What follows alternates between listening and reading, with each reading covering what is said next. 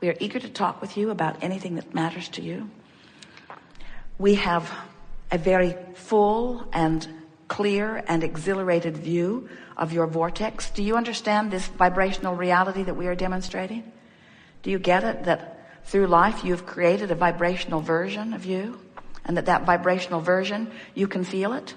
You can feel the vibrational version of you. When you're in tune with it, you feel exhilarated. When you're out of tune with it, you feel off. Bad mood means you're out of sync with it. Good mood means you're in sync with it. So you can tell by the way you feel how in alignment you are with this version of you.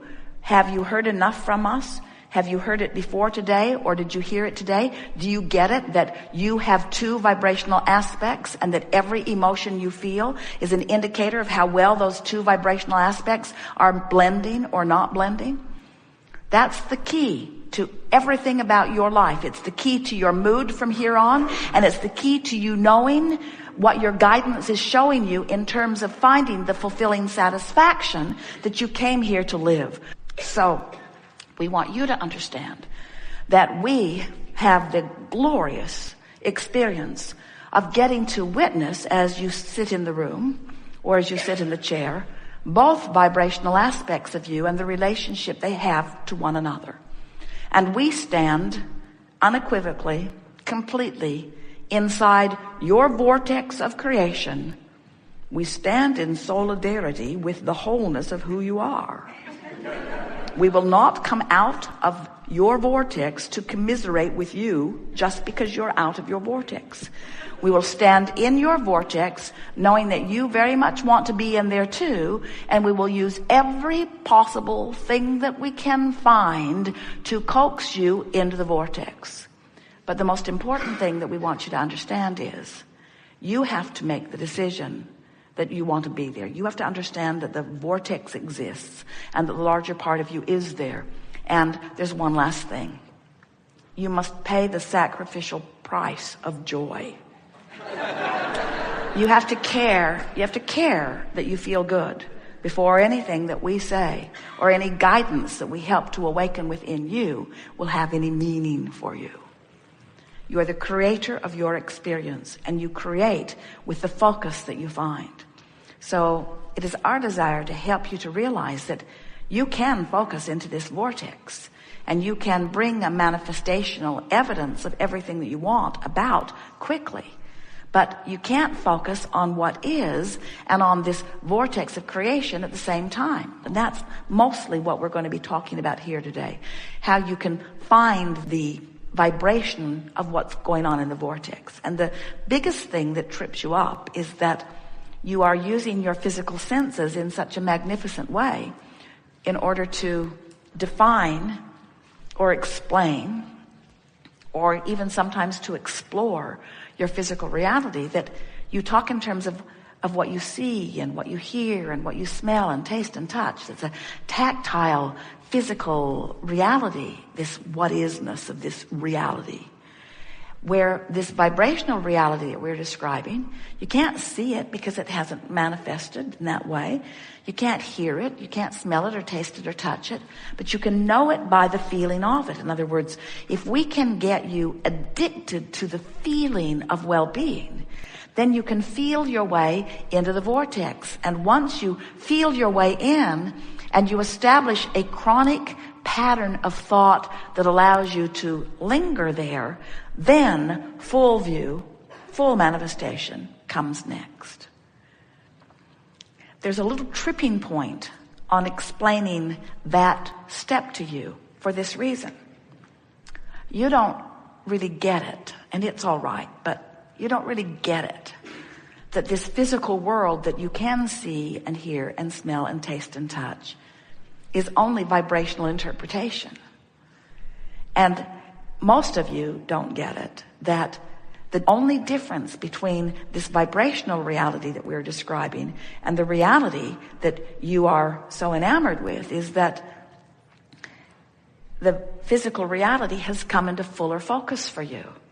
If you can stay with us just for a moment and accept that it's only a vibrational adjustment between the vibrational version and the manifested version. In other words, to you, sometimes it feels like, well, this is reality.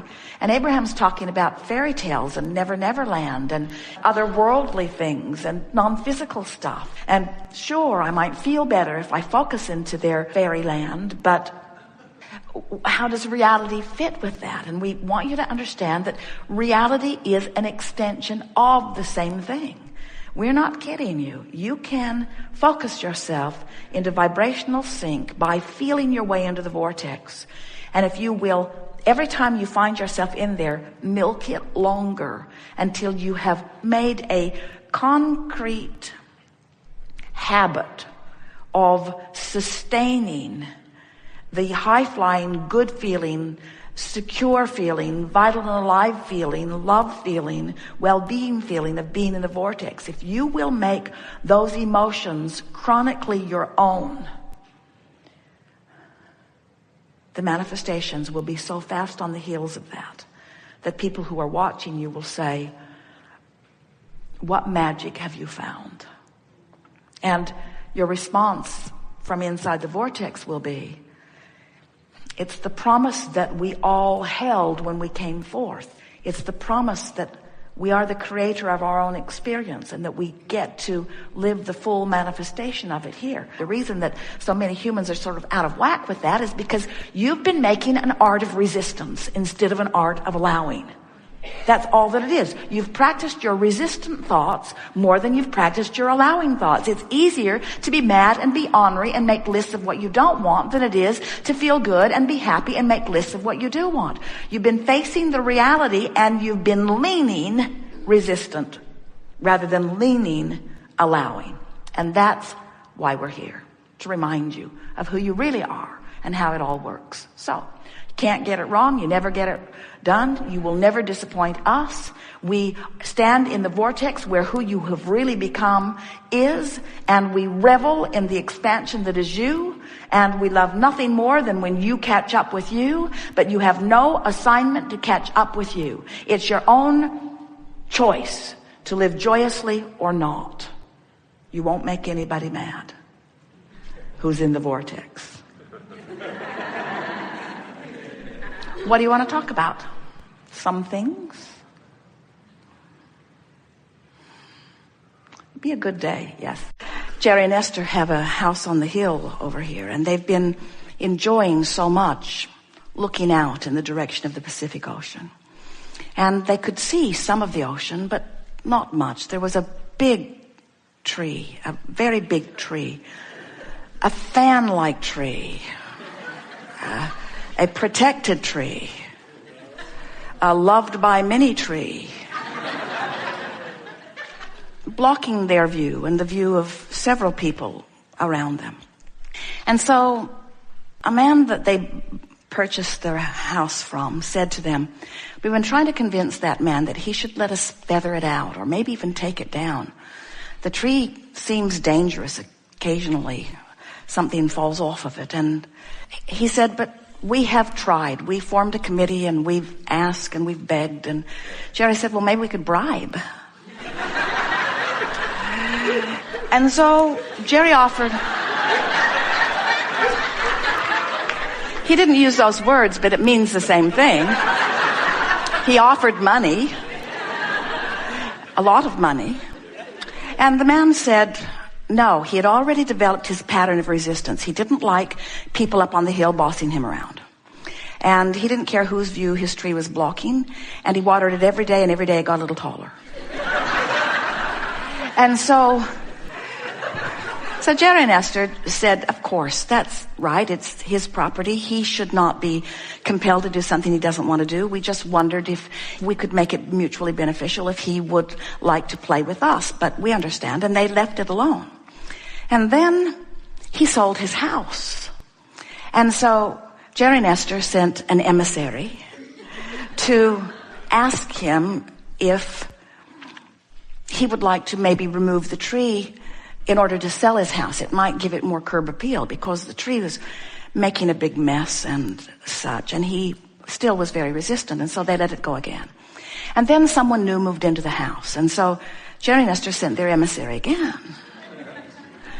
very knowledgeable landscape architect who described what the place could look like, and these people were not interested. And Jerry and Esther understood, and so they just kept standing on their deck and appreciating the view that they could see, and appreciating the perspective of the owners of the tree, truly. And then one night, while Jerry and Esther were not here, a hurricane blew through. And a big piece of that tree fell on their neighbor's house. And now this man is begging Jerry and Esther to take the tree down, because now it needs to come down. There are children around. The tree is posing a danger.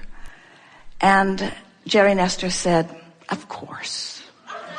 Of course. We made you the offer before. We are happy to honor the offer.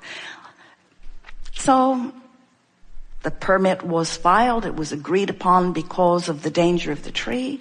A magnificently efficient tree company came and in one day took the tree down. You can't even tell it was ever there. And now there is a magnificent view of the ocean. And Jerry and Esther were sitting and looking at it. And Esther said, it's like the seas have parted. It's that feeling of this opened. They bought this lot to park their bus and then remodeled the house and love it more than anything else. And now the view has opened still further off into infinity. So Esther is sitting on the deck the other day and she spotted another tree. And being the fun-loving being that she is, she said, all right, friends, do you want to do this the easy way or the hard way? She is only kidding, and we are only having fun with her fun. But we're wanting you to understand that when things work at their best, they are always mutually beneficial for everyone involved.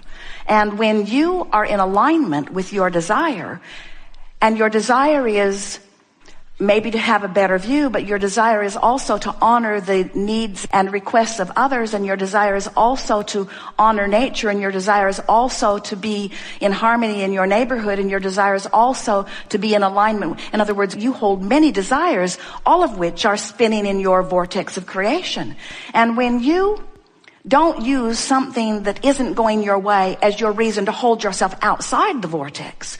When you bask and appreciate and love life around the things that aren't perfect for you in every moment, so that you let what is working be the basis of the reason that you offer your vibration, then what happens is you are frequently inside the vortex where the universe orchestrates circumstances and events for the accommodation of all who are involved.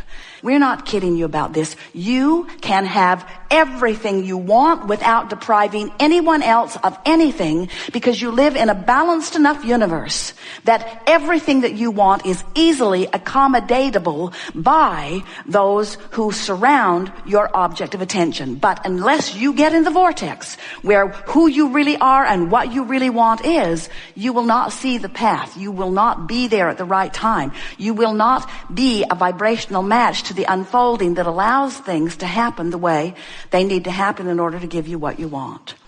When you let this vibrational reality play a bigger role in the vibration that is you, what happens is you match up not just with the source you who you have helped become, but you match up with all of the circumstances and events that have already been assembled. We want to say to you that in this vortex of creation, all cooperative components have already been assembled. All cooperative components have already been assembled. Cooperative components for the absolute fulfillment of everything that you've asked for as far as you've been able to ask. The question that we want to help you ask and answer is, are you a compatible component to your own desires? And if you're ornery, the answer is no. If you're disappointed, the answer is no. If you're worried, the answer is no. If you are fitful, the answer is no. If you're overwhelmed, the answer is no. You got to be in the vicinity of hope and up. hope, belief, love, knowing, joy, all that stuff. You got to be in the vicinity of that to really be in the vortex where what looks like magic to those outside